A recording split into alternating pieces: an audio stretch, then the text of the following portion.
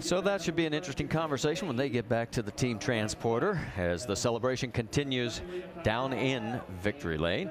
And as we get a moment to catch up with second place in the points championship, Carl Edwards did manage to move up a couple of spots because of that last lap incident to 6th. Dave Burns. Yeah, it was a great pickup right there at the end for Carl as he signs a couple of autographs for fans here. But I know you wish for a lot more. You led 51 laps today. Talk about how the car and the pit stops got away from you. This ortho fusion was great. You know, we had all the Scots folks down here and the ortho folks, and after we ran so well last week in Milwaukee, we really felt like we had a great car and led a bunch. We just had a little bit of trouble on the pit stop. My guys are really good on pit road. They don't have much trouble there, so you know, hopefully this is just a rarity and we can go on and keep running like we are. You know, the result's not good, but the idea or the fact that we ran so well, that's great, man.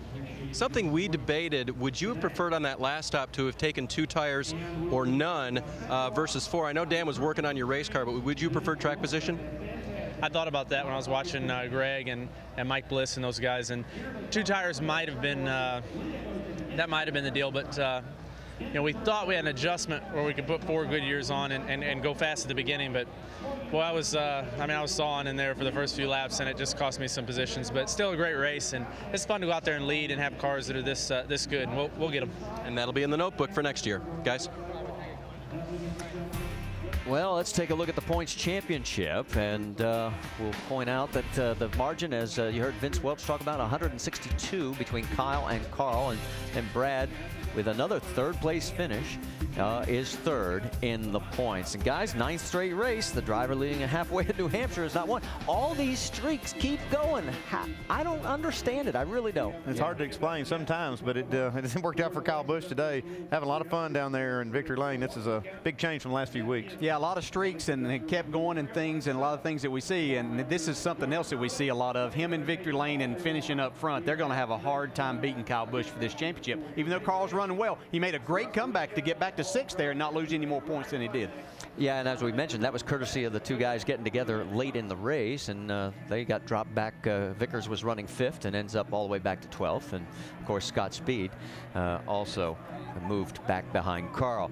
Shannon Spake is caught up with the hometown favorite here, Joey Logano. Down here with 2nd place finisher Joey Logano, 108 laps led today. What happened at the end of the run and between you and the 18 and with your car in particular? He beat me pretty much. You know, they were faster at the end at the right point. You know, I think every restart I was just too loose, and you know, that's when I gave up a spot, and then I was able to get it on the longer run, and did it again. Except Kyle was just better throughout the whole run, and we can hang there with him. But if we had the clean air, I might have had something for him. But they were better than us, and that's why they got the trophy. You know, it was I got my buddy Matt over here, and I was trying to get the win for him, but. Yeah, I tried hard, but yeah, I mean it's tough. I mean, I guess I know how Kyle feels lately, leading all the laps and not winning. So, but it's still a good run for the GameStop team here. It's 20 teams still going for the owners championship, so it still keeps them up there. Now let's look forward to tomorrow. I know that not a lot translates, nothing translates from this car to the Cup car, but leading 108 laps, as far as confidence is concerned, how much of that will translate till tomorrow? Oh, a lot of that will. I mean, over here is like my big confidence booster. You know, I feel like I'm at home over here. I know what I want, I know what to feel. Know what I need to do to win over here. So that's a big confidence booster when you go back and forth between Sprint Cup and Nationwide. All right, good luck to you tomorrow. 2nd place finish for Joey Logano. All right, Shannon, thanks. And from here for the NASCAR Nationwide Series, it's on to Daytona Beach, Florida. Next Friday night, the Subway Jalapeno 250, 7:30 Eastern Time on ESPN. Double foul restarts, baby, for the Nationwide Series next weekend. And then next Sunday at 1 Eastern here on ABC, the IndyCar Series goes racing on the Watkins Glen Road course. Oh, that's going to be real exciting. Those cars just flat fly around Watkins Glen. Be a good one to watch. And so we get set to wrap it up here in New Hampshire today. Both of you predicted at the start of the day the streak would continue. Congratulations. Thank you very much. One of you predicted Joey Logano would catch Kyle Busch at the end.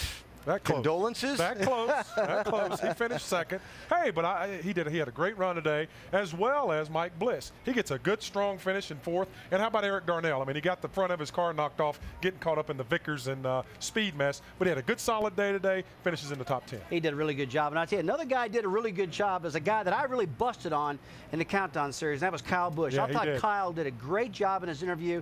He thanked the fans. He thanked everybody.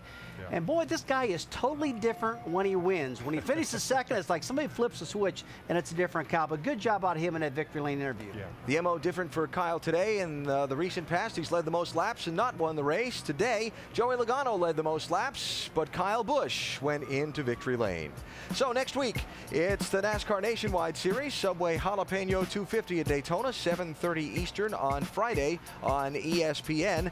And don't forget to watch the Superstars, all new this Tuesday on ABC at 8 Eastern, 7 Central. Let's look ahead quickly to that Daytona race next Friday night. Oh, I keep thinking about those double file restarts. That's just going to be unbelievable. Those guys are going to be so bunched up going into turn one and those restarts and down that back straightaway. Daytona's always tight, but it's going to be tighter. It's going to be interesting. And Carl Edwards, I still believe, is kicking himself a little bit for not taking those 2 tires or taking no tires today. I think he'll be a threat once again when we get to Daytona. So again, the point difference between Kyle Busch and Carl Edwards, 162 as the season gets ready to make the turn, if you will, at the halfway point. And we'll go on to Daytona Beach, Florida next Friday night for 250 miles of racing at the world's fastest speedway. The hot, humid weather conditions always a factor as well at Daytona. Really brings the handling of the cars into play for that one. So Kyle Busch today took the green flag a little farther back than we normally see him in 9th spot.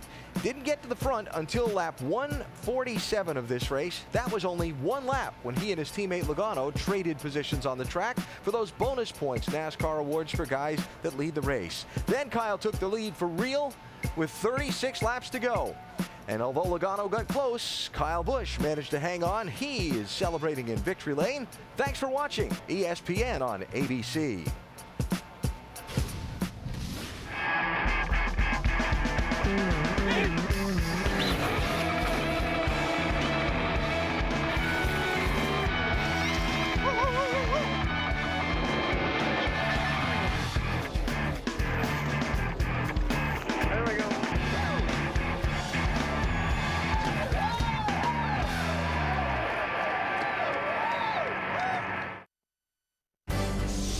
This has been a special presentation of ESPN on ABC.